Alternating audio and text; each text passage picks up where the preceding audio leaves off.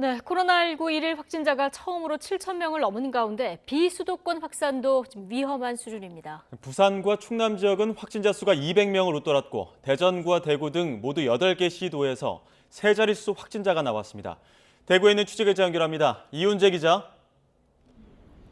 네, 대구 국채부산기념공원 선별진료소에 나와 있습니다. 네, 자, 지금 대구는 벌써 나흘째 세 자릿수 확진이 이어지고 있는 거죠? 그렇습니다. 어제 하루 대구 지역 확진자는 모두 127명입니다. 확진자가 늘면서 이곳 임시선별진료소에 검사를 받으러 오는 사람들의 발길도 꾸준히 이어지고 있습니다. 대구에서는 병원과 교회, PC방 등에서 감염이 잇따라 발생했는데요. 매일 끊이지 않고 새로운 집단 감염이 발생하면서 나흘째 세 자릿수 확진이 이어졌습니다. 비수도권에서 대구보다 확산이 심각한 곳도 많습니다. 부산에서는 어제 하루 253명이 양성 판정을 받아 코로나19 발생 후 최다 기록을 경신했습니다. 유치원과 어린이집, 초등학교와 중학교 등에서 집단 감염이 반복했고 유흥주점과 체육시설, 종합병원 등에서도 확진자가 속출했습니다. 충남은 천안에서 확진자가 집중적으로 나오면서 203명이 감염됐습니다.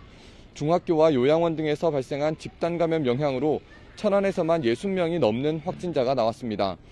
이 밖에도 대전과 경남 등 비수도권에서만 모두 8개 시도에서 세 자릿수 감염이 발생했습니다.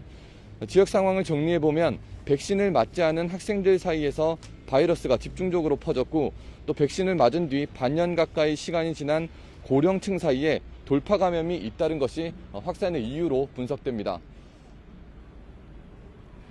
확진자 수가 늘면 당연히 병상이 걱정될 수밖에 없는데 지금 지역 병상 상황은 어떻습니까? 네, 어제 오후 5시 기준 비수도권 감염병 전담병원 가동률은 65.6%입니다. 71% 수준인 전국 평균과 비교하면 낮은 수준이지만 안심할 상황은 절대 아닙니다. 특히 대전과 세종, 강원, 경남 등 4개 시도는 감염병 전담병원 가동률이 80%를 넘었습니다. 전담병원뿐만 아니라 중증 환자 치료 병상도 우려스럽습니다.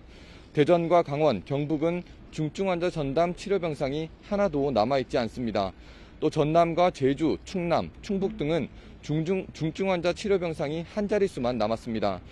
정부가 최근 행정명령을 발동해 추가 병상 확보에 총력을 기울이고 있지만 확진자 발생 속도를 따라가지 못하는 상황입니다. 오늘 오전 정부가 발표한 재택치료 확대 방안이 병상 운용에 숨통을 틔울 묘안이 될지 관심이 쏠립니다. 지금까지 대구 국채부산기념공원 선별진료소에서 YTN 이윤재입니다.